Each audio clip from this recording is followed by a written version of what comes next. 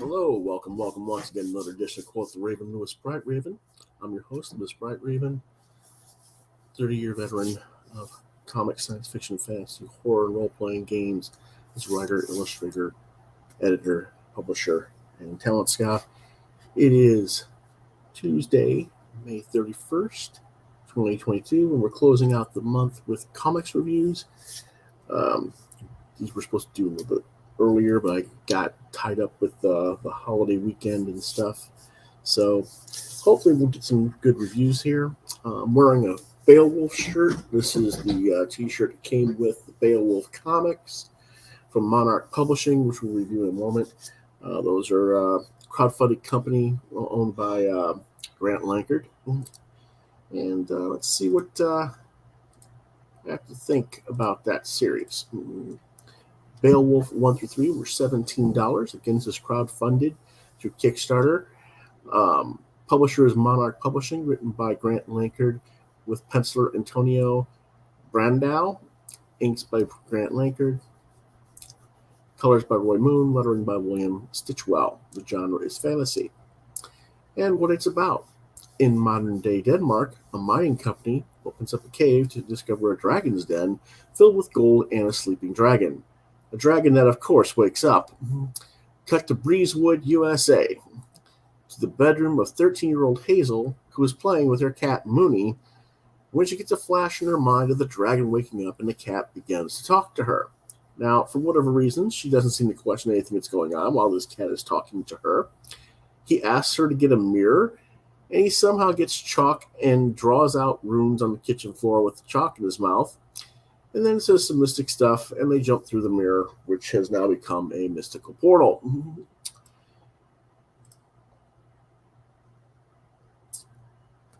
The duo now arrive in Majestic City, USA, which is somewhere in the Midwest. We are introduced to Victor, who turns out is the modern-day descendant of Beowulf. When he talks to Victor, who, like Hazel, just goes with it, and Hazel even brings this up, but it's still not explained, and they jump through yet another mirror portal to a house in some woodland clearing.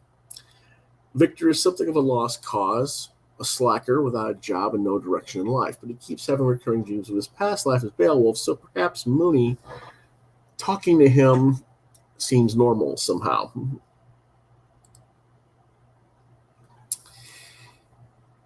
Issue number 2 features a backup drawn by Elena Amanetti. In part 2 of the main story, we go to Mooney's special medieval house, where he shows Victor and Hazel a portrait of Beowulf and explains that it is Victor in a past life. However, the questions that should be asked: how the hell are you talking, cat? And why are we acting like this is normal? They're not. These questions are not asked, even though they're like, well, we have questions. Meanwhile, the dragon has broken out of the strip mine den and is now loose in England, or pardon me, in Sweden, I think it was. Anyway, Victor is going through a vision quest to learn about his past self, and Hazel realizes that Mooney is a reincarnation of a past associate of Beowulf's, or a past associate of Victor, and she finally asks why the cat can talk. Mooney tells him that he is an empath, so basically I'm guessing he's actually meowing, but is mentally projecting human speech into the person's mind so that they hear him talking. It's a cute. There's a cute comment that's made about why I didn't tell Hazel he could talk sooner, and then we cut back to Victor's vision quest and training as Beowulf. We see him fight the dragon and kill it, but not at an unconsiderable expense to himself. We now cut to Arkansas, where we see a young man playing outside of a school run by nuns. The young man gets the vision of the dragon in his mind's eye, awakening, and he smiles evilly. And we go to issue 3, and the story starts to actually get going now.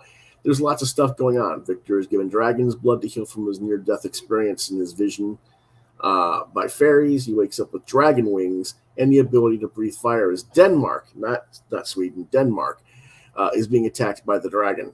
The boy in Arkansas turns out to be an evil wizard named Attila, who has now transported himself to Denmark and plans to steal the gold to use in a spell to control the dragon. Meanwhile, Victor is going through various stages of training, trying to learn his new abilities. So the next issue, it's Victor versus the Dragon. Will he be ready or will he be flambé?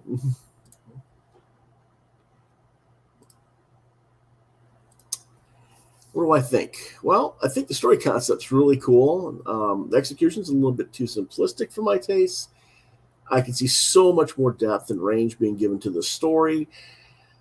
But to be fair, I don't really know if the limitations have to do with the artist's ability to draw or not draw certain things, or if the writer just isn't quite seeing everything that I am as a reader. I don't know. That having been said, the story is enjoyable for what is being represented. It just feels like it's a little bit oversimplified for me, and I wish there was more meat to the story, particularly with Hazel, who just feels like a fifth wheel in this entire story because the girl just happened to be the owner of the cat. I'm not saying she has to be the reincarnation of some other famous past persona. I just hope she has more of a role than she seems to have had so far in future issues. In some ways, the artwork is more suitable for a much younger age group than what I think the target audience is supposed to be. But there are things going on that are too adult. Like Victor uses a bong, there's some cussing, and that makes the book a little bit more appropriate to 14 to 16 and up. If those certain things were in there, I could easily see this book being geared for a much younger target audience. And then I would say the level of the visual and written story complexity would be much more appropriate to that younger audience. But for an older audience, I just feel like there's some context and that they're missing. And if they were there, it would be a much stronger work. I recommend the book for ages 14 and up. I'm giving it a rating of 2.5, largely because in context with other books I'm going to be reviewing in this episode. If I was just reviewing this by itself, it would probably get a 3. So take it, 2.5 to 3 roughly on that. It's not that it's a below average comic per se. It's pretty average. So there you go. Let's take a look at some of the artwork for it. This is from issue number 1. Anne Mooney is telling Hazel to gather around the mirror that's now sitting on the floor that he's cast the runes on around and he's doing his spell, and then it cuts to the past when we see Victor as Beowulf in the past, and then we see the dragon attacking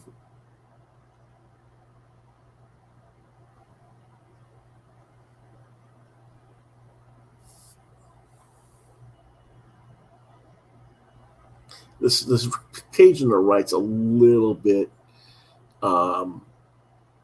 too monochromatic color wise. You almost lose, you kind of lose the cityscape or the townscape, I should say, in the background a little bit to the sky color and the ground color being pretty similar there. I wish they'd done that a little bit better, but it's not the end of the world.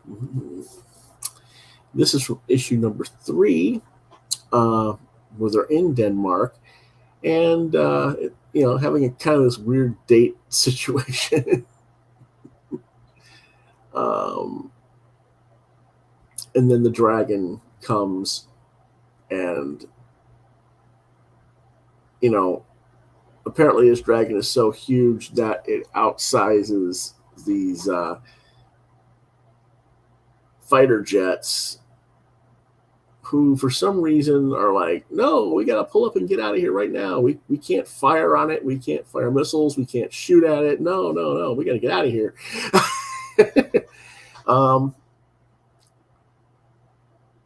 I kind of wish that the dragon had some kind of forearms instead of the wings from the shoulder blade like that. That's not technically that's not wrong. Dragons can be designed that way. I think that's just a nitpick for me personally on that.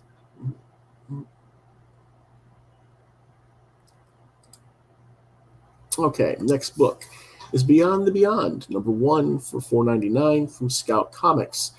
Writer is Christian Tropiano. Artist is Jean Fernandez. Colorist is Beyond Color Lab. Lettering by Joel Rodriguez. The genre is science fiction. It was released in February of 2022. Issue number 2 should be out next month. What it's about.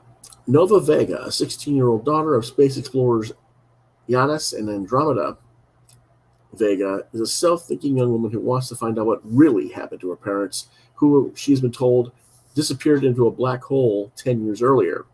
The truth seems to be that the megacorp that they used to work for, Omni, who controls the planet that she and her brother live on, blew up their spaceship and murdered them, but whether that's actually the case remains to be seen.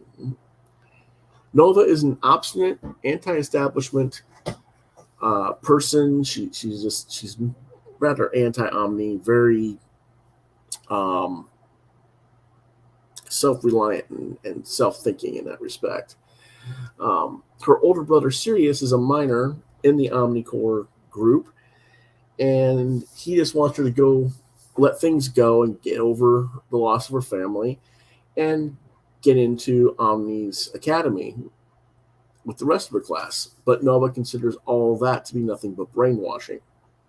Fed up with her brother, she sneaks out and steals a ship and pilots it towards the black hole with only a floating robotic eye, owned by Omni, and will probably end up causing her more problems as the series progresses, as a companion. What do I think? Truthfully, there's not enough story in issue number 1 to really grab the reader. You barely get introduced to the character of Nova, what the situation sort of is, and then the issue comes to a close. You have the most superficial level of characterization and connection between Nova and Sirius, and there are no other real characters in the story because everyone else is either silent or it's just a floating robotic eye. Again, this came out in February, and the next issue doesn't come out till next month. That's not good. I don't think publishers should really expect audiences to be waiting that long between issues. I think they're going to forget that the book is there in a way as a result, and I don't think that's a good thing. I thought, did I miss episodes or miss issues as I was thinking about this because there just wasn't enough story there. I don't know if this is meant to be a mini-series or an ongoing series, but it sure seems to me that the book should have been scheduled better than it has been in order to garner an audience. By the time issue number 2 does come out, I will not be surprised if the audience who bought number 1 haven't completely forgotten about it, because that'll be like 3 or 4 months after the fact. That being said, the art is nice and straightforward. It's well executed. I wish whomever Farah that's the cover artist, had been properly credited.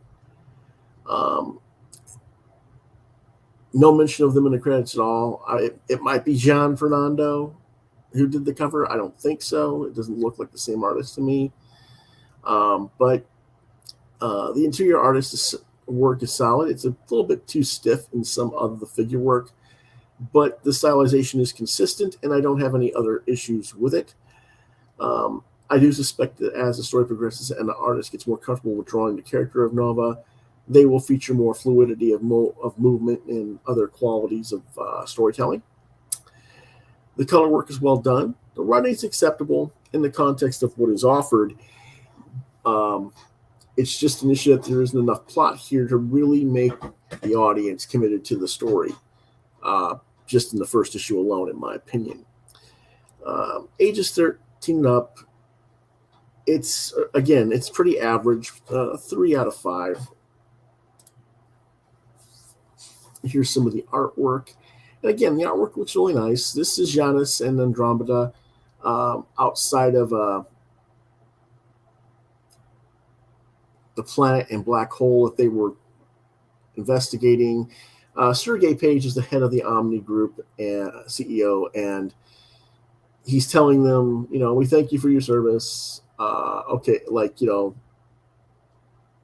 It sounds kind of ominous, like you're not going to be around here, much longer, but they don't quite get the tone, I guess,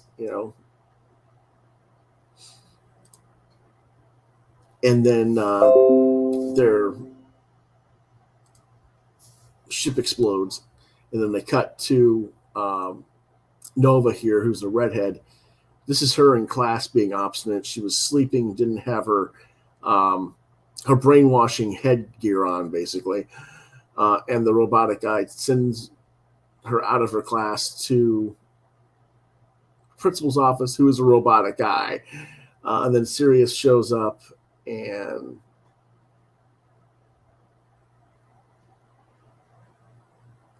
there it is. They have a fight over things back at home, and then she leaves. Our next book is Cowboy Bebop, number 1 through 3, $3.99 each. The publisher is Titan Comix, written by Dan Waters with artist Lamar Mathurin, colors by Roman Titov,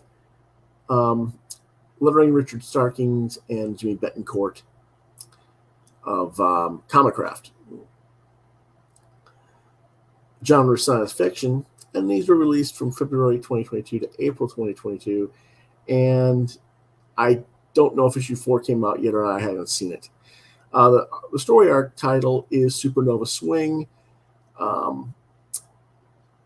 In the year 2071, the Earth has been rendered uninhabitable, and humanity has colonized most planets and moons in the solar system. Amid a rising crime rate, the Inter-Solar System Police, or ISSP, set up a legalized contract system in which registered bounty hunters, known as cowboys, hunt and capture criminals in return for a cash reward. The crew of the spaceship Bebop, Jet Black, Spike Spiegel, and Faye Valentine are the group of such cowboys the story follows. It is based on a popular anime and manga series from Japan. The covers are 3 different here. First issue's cover is by Stanley Art Germ Lau. The second is by Andy Tong. And then the third is a photo cover from the Netflix TV series.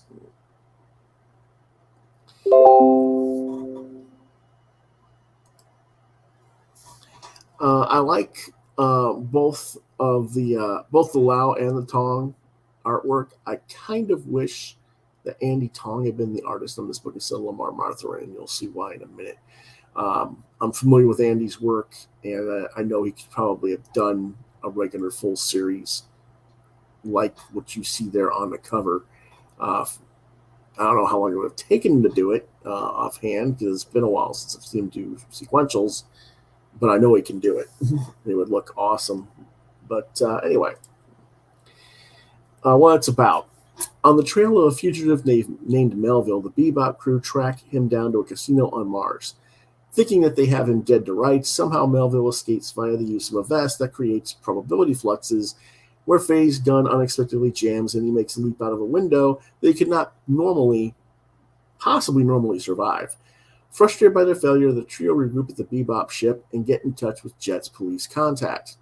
Meanwhile, on the Big Shot Bounty TV show, which is a program that the crew watches to get a beat on potential criminals to track, it is revealed to them that the vest is what enabled Melville's escape.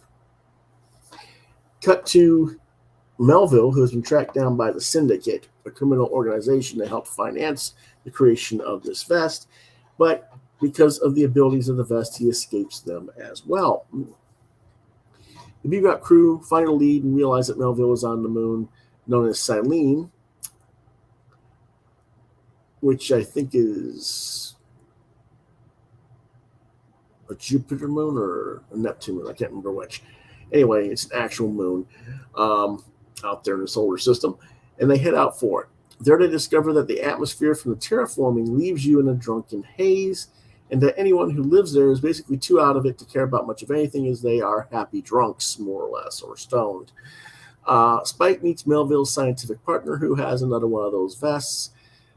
Spike agrees to make a trade for the vest, but he doesn't realize that Jet's cop buddy is on the take and has followed them.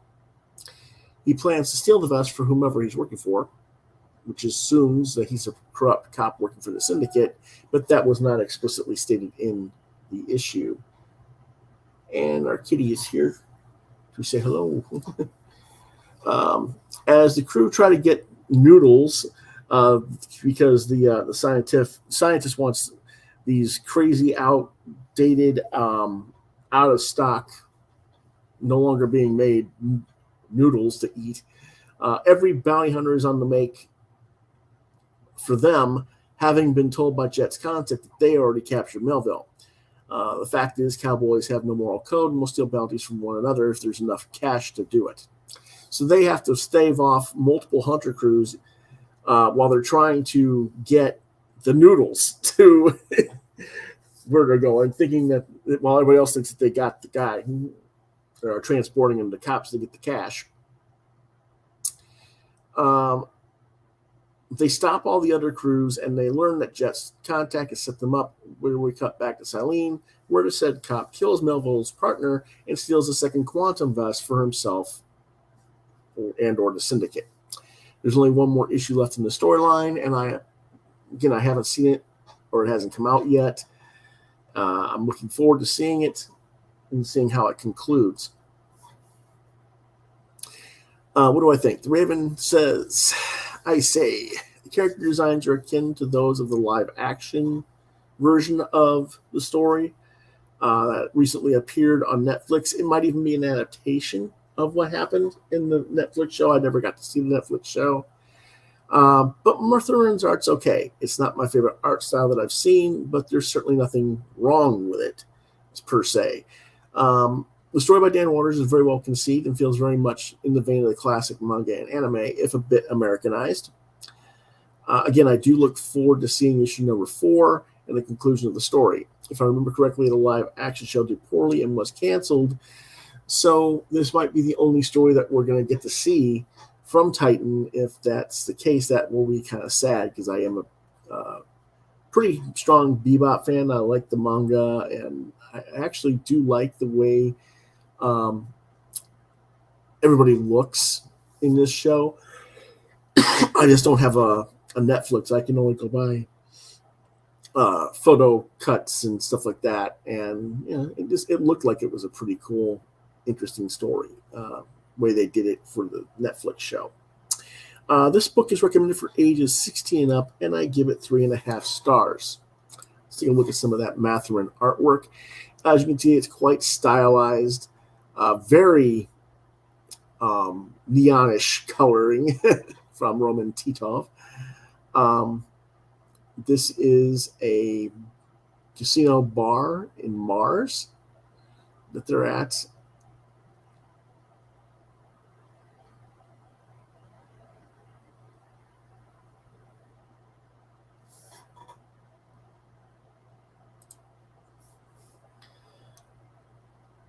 Oh, wow. Let me go back. I don't know if you guys quite get this.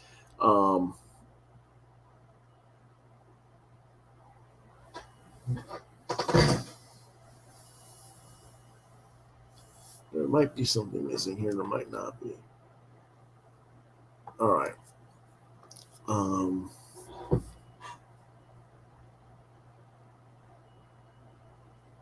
This is okay.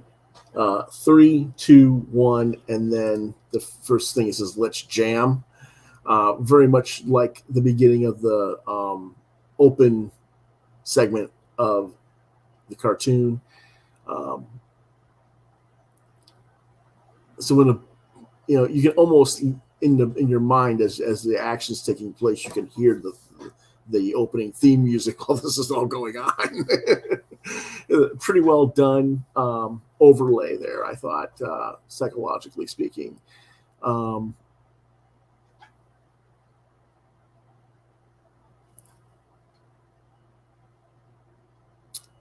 Very nice scene with Spike kicking the guy upside the head. Looks very fluid to the design of what it would look like in the cartoon. And maybe, frozen images, static images, but you can actually in your mind play it out fluidly, like the cartoon, as if it were a cartoon, which is cool. Whoops. If there was a little bit more visual design there. So, it is what it is there. There we go. But overall, I think it's a rather well done book. I enjoy it so far. We'll see what the next books, what the last book of the run has. Our next book is Green Lantern 10 through 12 at $4.99 each. Publisher DC Comics, writer Jeff Thorne. The artists are Chris Cross, Juan Castro, Tom Rainey, Marco Santucci, Maria Laura Sanapo, and Bernard Chang. Chang does the covers only. Colors by Mike Attier, with Alex Sinclair on the covers. Letterer is Rob Lee. Genre is science fiction / superhero, and this was released between February and April of 2022. What it's about: as John Stewart tries to cope with his new ascension to his future state self, Oa is under threat from the Guardian Kaios, pitting Joe Moline and the remaining Green Lanterns in a final battle. The Guardians reappear to join them, as does numerous other forces, including Hal Jordan and members of the Justice League. But John Stewart has absorbed the God Storm and is able to see all planes of existence. He teleports to Oa to join the others against Kaios, but even his powers aren't enough to stop him. Joe is told there is a way to break the connections between Kaios and his powers, but her ring ends up being destroyed. Joe realizes that Kelly, Teen Lantern's power glove, is her only hope, and she manages to get it off of Kelly's arm. And using her power glove, she's able to sever Kaios' power links, and John then ends him and the threat. But John is connected to the source, the cosmic energy of the New Gods. In the wake of the source, John meets Jack Kirby as the source, and a humanoid manifestation of the source, which is a genius concept, by the way. And John uses his ascension into the source to reboot the entire Green Lantern universe in so much as he can. Some of the dead seem to remain dead, and certain characters will revert to other color ring bearers rather than green, because that's apparently their true self. John then leaves the source behind under the persona of the Emerald Knight, concluding Thorne's run on the book, or so it seems, while setting up a soon-to-be new series called John Stewart and the Emerald Knights. What do I think of this? This is one of the best Green Lantern story arcs in decades. I don't know how far the reboot that John created via the source affects things. It really isn't fully explained. And I'm sure that will be explored by either Thorne or other writers that start writing the series in the immediate future. I have no idea how much is going to revert the Mood Ring Brigade's crap that I've hated for so long. I hope it does a really thorough job of that. But it generally feels like Thorne did the job that he intended to do, or was hired to do, and reset the Green Lantern brand so that DC can do an expanded line around the brand with different subgroups while keeping new titles that are potentially self-contained. Now, whether that's going to properly develop and be executed remains to be seen, but it is the first time in decades that I personally actually have hope for the brand. Credit also goes to Nora Jemisin for creating Joe Moline and the Far Sector series, which to me was the setup for this as well. Keep in mind, this is not something that DC just came up with. DC hired Jemisin to do GL originally. It was pushed back by certain people, and then so Far Sector got made and got sent over to the Young Animal imprint. Thorne was brought in at the right place at the right time, and he uses the right characters to bring the property to a reset mode. All these crybaby fans for the last 2 years who have been bitching because Hal Jordan wasn't the focal lead character can kiss my ass. Hal could never have done what was done in the story. He's too damn self-centered, which is why he cracked in the head and got possessed by Parallax in the first place. And this was done right.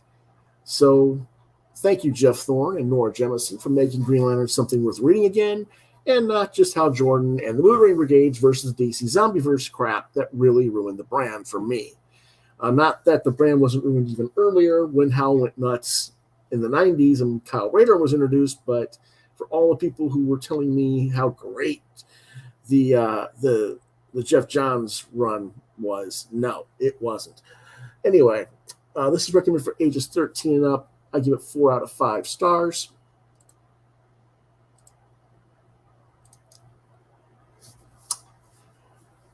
Our next book is Impossible Team Up B. This is the second Impossible Team Up. There was an Impossible Team Up A, which was Impossible Jones and Holly Days one-shot. This is the Impossible Jones or Imp Jones Captain Lightning one-shot. Publisher's Panic Button Press with writing and inks by Carl Kiesel, penciled by David Hahn, colors by Tony Avina, letters by Richard Starkings, and comic crafts Tyler Smith. The genre is superhero, and it was released in May 2022. And this is the front and back covers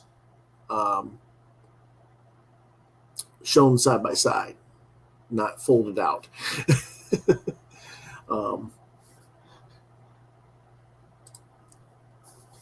There we go. We cut to the first front cover now. What it's about. After stopping a criminal heist by the bearded lady and her freak show, circus freak show, I should say, Impossible Jones gets recruited by Captain Lightning in safeguarding a special elemental rock called a power agate or agate from the urban legend group Section 0. Jones is skeptical of Lightning, whom she believes is onto her foe superhero really criminal activity. But she realizes that perhaps she can steal the rock for herself and have Section 0 get blamed for it, so she agrees with his plan. She changes her costume to a stealth mode, black instead of her usual bright yellow attire that we see here on the cover, knocks out the guards, and obtains the rock only to have 2 of the members of the Section 0 team, Tom Talisi, also known as the 24-Hour Bug, and Reagan Atomic, appear and take the rock from her, or so they think. What she really does is shrink so small she hides inside a pit on the rock itself, which is pretty interesting trick. And I'm like, okay, that should be. I don't know how that. I got to ask how that's going to happen, because that should make the rock really heavy. Because even though she's compressed, her weight should be what it is. I don't know, kind of weird. Anyway, the duo are about to make their leave when Captain Lightning appears and they start to fight. Jones expands back out of the rock and hits Tom. As the battle ensues, Imp manages to overpower the Section 0 team and obtain the rock, but Captain Lightning then insists on taking the rock to a facility to be used as a power source for the city. Jones realizes that Lightning has his own not-so-kosher agenda and then drops the rock into a nearby caldera, where it sinks into the waterways, seemingly lost forever. Lightning rants about it, but Jones cuts to the quick with a retort that he's not the only one who cares about the city. We then find out that the power rock falls into the hands of another villain below ground. And that sets up things for the next issue. So what will happen in the next issue of Impossible Jones? Wait to see.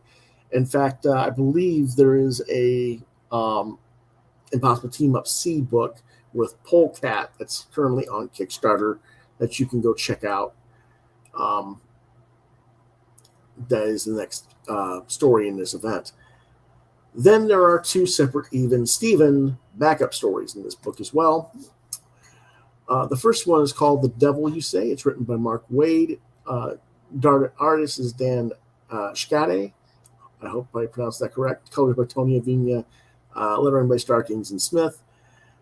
What it's about: FBI agent Margot Lamond, which is kind of Margot and Lamond is a nod to the Shadow. Finds journalist Harry Amandov at a crime scene involving the vigilante Even Steven. They are having a conversation where apparently Amandov told her he would give her the origins of Steven. He explains to her that Steven was a private investigator who crashed into a demonic seance where a demon was about to give another person their wish when he landed inside the pentagram, and the demon of balance, Adrastea, grants him mystical abilities, but he can only have an exact equal level of amount of ability and power as his opponent, under belief that all things being equal, good always triumphs over evil. Should he fail even once, then his soul would be forfeit to the demon and to hell. Whether this story is true or not is impossible to tell, because the person who told Amandov this doesn't seem to be available, plus all the mysticism is something that Lamond really doesn't buy into. She's clearly suspicious of Amandab and probably thinks that he's even Stephen's civilian persona, but there's no evidence of that, so he takes his leave and says they'll meet again. The second story is Even Stephen the Split. Same creative team, except the writer is Kurt Busiek. And what this story is about, Lamond goes to another part of town to meet another source to learn more about Even Stephen. She meets with an ex-con named Doyle, who tells a story about Even Stephen, where Stephen had a twin brother as a kid. As they grew up, the older brother was evil and he was good, but the evil brother made Stephen take the blame for stuff that he committed. But one time, Stephen refuses to take blame, and his brother gets caught by the police and gets sentenced to a major prison term, while Stephen also gets arrested as an accomplice, but gets a much lighter sentence.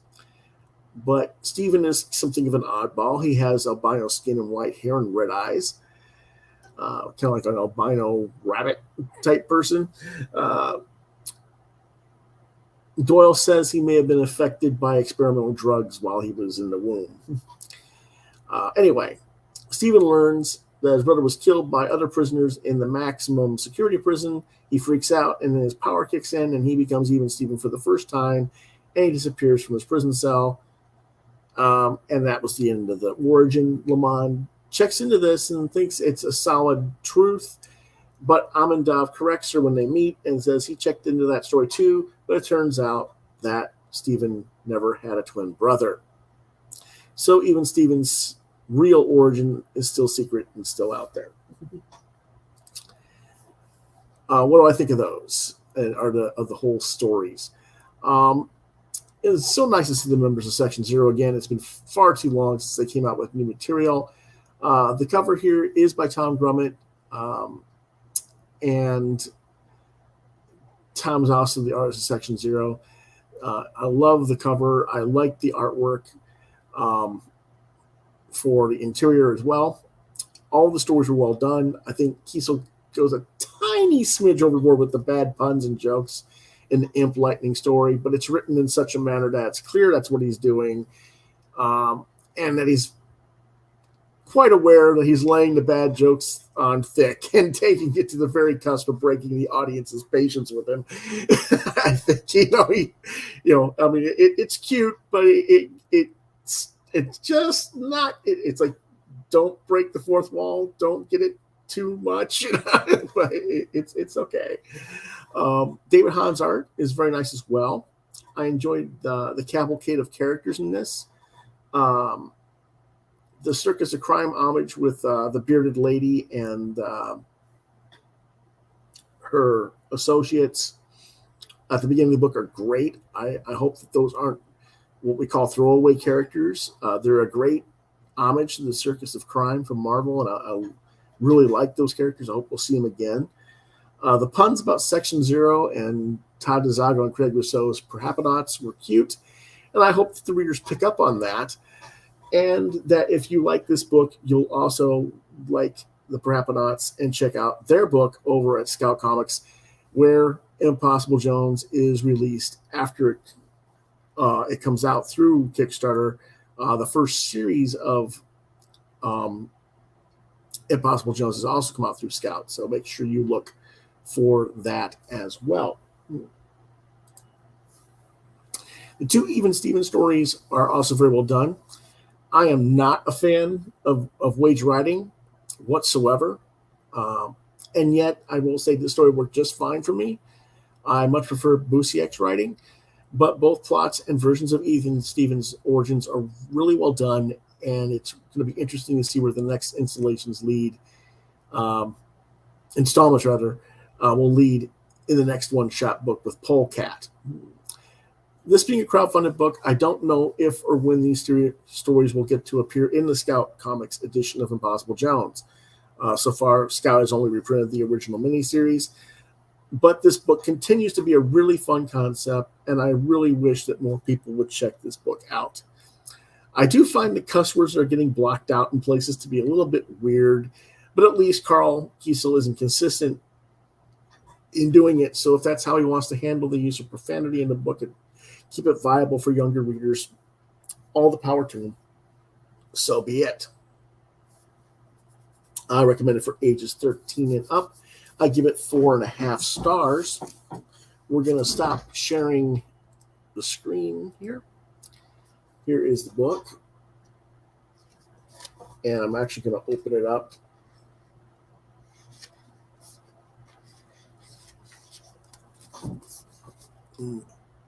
Because the way this book is bound, I didn't want to try and scan it because it would have broken the binding. Here, Jones is basically, she's been called to the top of the building through basically the imp signal, kind of like the bat signal. I mean, he does a lot of tongue-in-cheek, wink stuff in this. But here, let me show you the crime group. There's Galligator and Triplicate Clown Car, Clowns, and the Bearded Lady, and an animal tamer that rides around on a tiger. Yeah, just really cool stuff for the Circus of Crime group. The Bearded Lady and her freak show. I love that.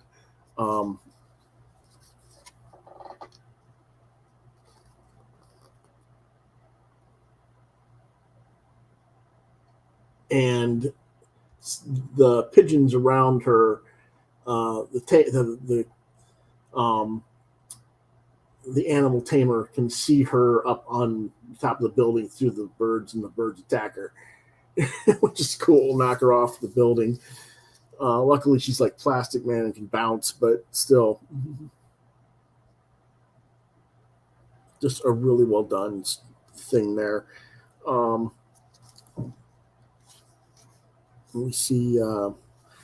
There's the imp signal. It's just glowing up in the sky. And she's like, why? But it's cool.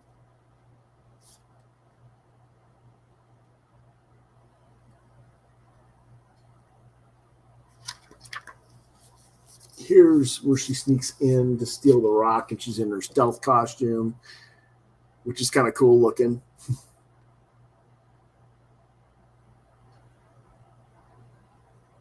Hope we see that a little bit more often in the future.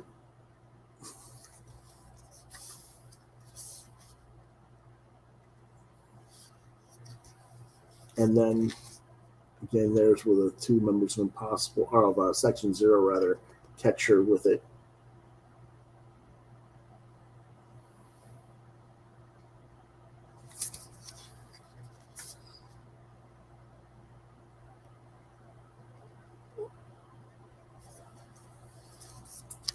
And then here's where she jumps out of the rock and expands and hits Tom in the face. Yeah, there you go. Which I think is kind of cool, but like I said, even if she shrinks down to that size, you would think that her mass would then compress and still be on the rock. So this rock would be like 130 pounds or whatever she weighs, you know. in his hand. I think it'd be kind of a weird thing, but you know, I don't know. I mean, where else would you displace the mass? You know, but you know, who am I? It's not a big deal. Just go with it. It's you know, if you get too scientific with some of these stories, you're going to lose the fun of them. So you know,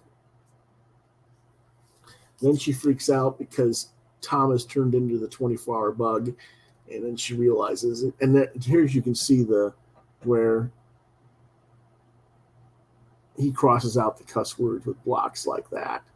And it's interesting, you know, but I mean, you can tell what the heck is being said, even if, you know, you're a kid, you can kind of tell, but you know, okay, if that's what you want to do, you know, nothing wrong with that. Makes sense.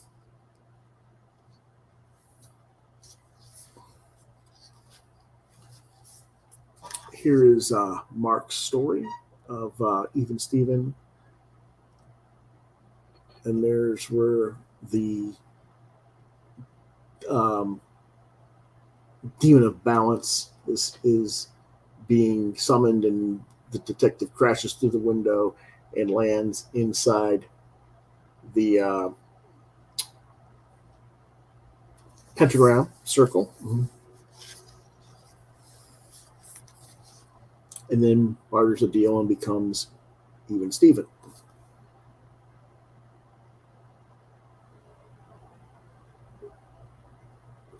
It's a nice, well-drawn, well-colored storyline.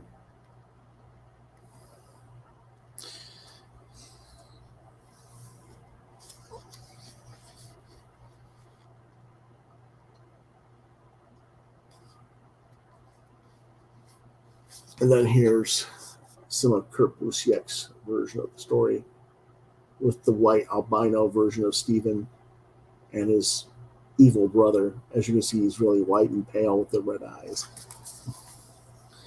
And he says, "No, I'm not taking the fall for you this time."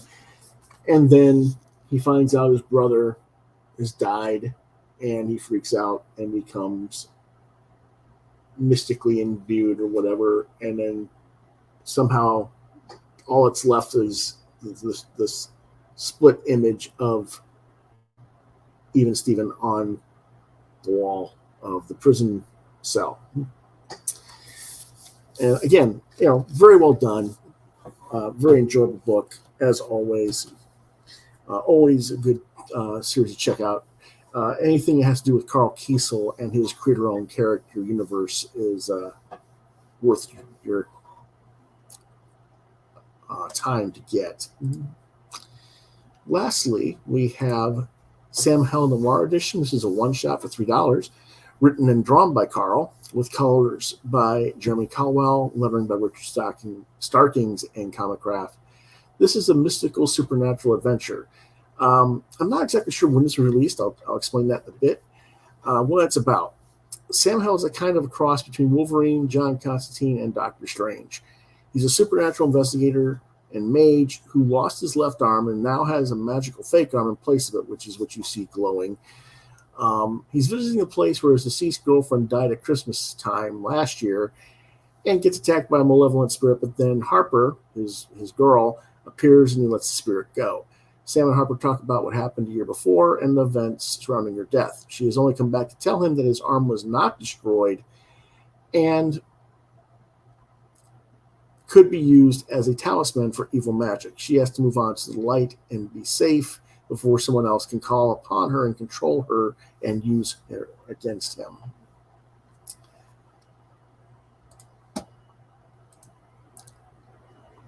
Sam reluctantly agrees that this is what has to happen, and he says goodbye to her, and he heads home to set up plans to find his missing arm. This is a cool little 10-page short Ashcan comic.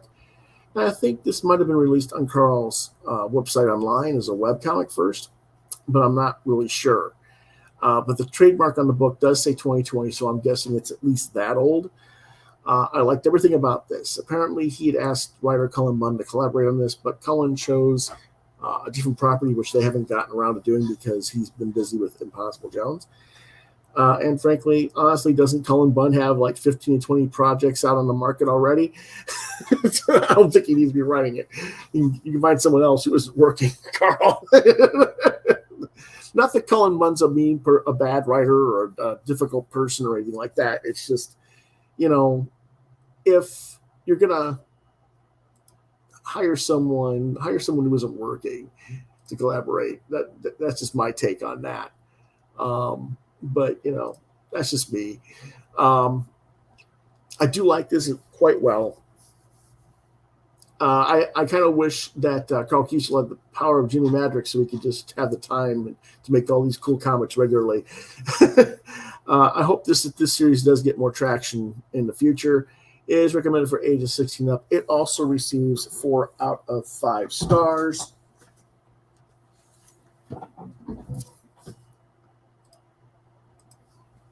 And here is the Ashcan book. At first, I thought it was number 3. I had to take a real close look at the $ sign for 3. This I got with the Kickstarter as an add-on for this series. I didn't look at it online. I'm kind of going to assume that this is a black and white version of what might have been on color online. I'm not sure. But, yeah, very nice. It's not coming in on the tightness here. That's a little bit better. But that's where he gets hit with Eldritch Flame and loses his arm.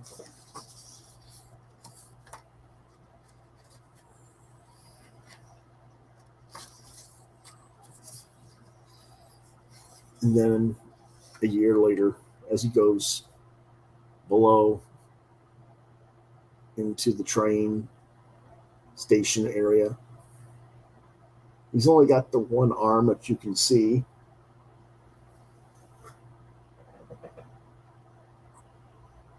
Otherwise, his shirt, his jacket is folded up because he doesn't have the right arm.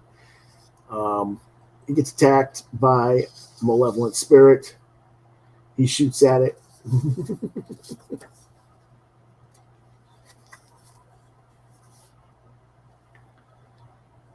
Takes off his jacket, and then he energizes his mystical arm and grabs hold of the spirit and starts choking the spirit out with his magical arm.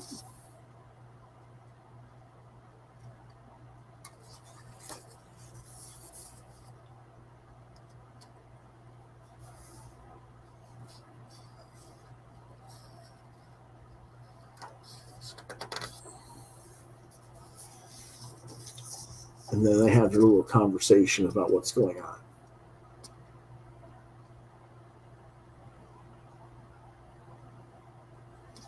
Very well done. Very pleased with that. Like I said, I would love it if Carl had more time with this kind of stuff. And you know, I know a lot of people who have followed Section Zero know that the new series has been taking a long time to get made. I don't know exactly what's taking so long, other than maybe they just didn't get enough backing, and Tom Grummett needs to do other projects that are paying him, and he's just doing it in his spare time, or what. But COVID probably had something to do with it too, on some delay. But hopefully that'll come out soon. And so that's our reviews for today. Well, thank you all for watching. And if you enjoyed this episode, I'd appreciate it. Or if you think others might enjoy it, I'd appreciate it if you hit the like, share, and subscribe buttons to continue to get content from my channel. As always, I thank you for watching and for your support. You can reach out to me on social media at Facebook, Lewis.BrightRaven, Twitter at LewisBrightRaven2. You can see some of my artwork at deviantart.com/BrightRaven. You've been watching Quoth the Raven, Lewis Bright Raven exclusively on YouTube. You can email me at quotheravenlbr72@gmail.com with questions, comments, suggestions for future episodes, commissions, and whatnot. And if I don't get back to you within a day or so, try lewisbrightraven@yahoo.com as the backup email. As always, we'll see you next time. Later in the week, I will probably tomorrow, I will have what did you get this week?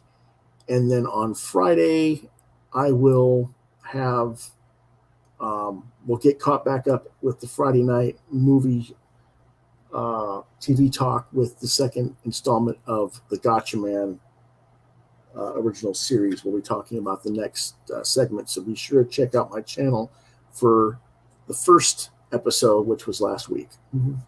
See you next time. Have a great day.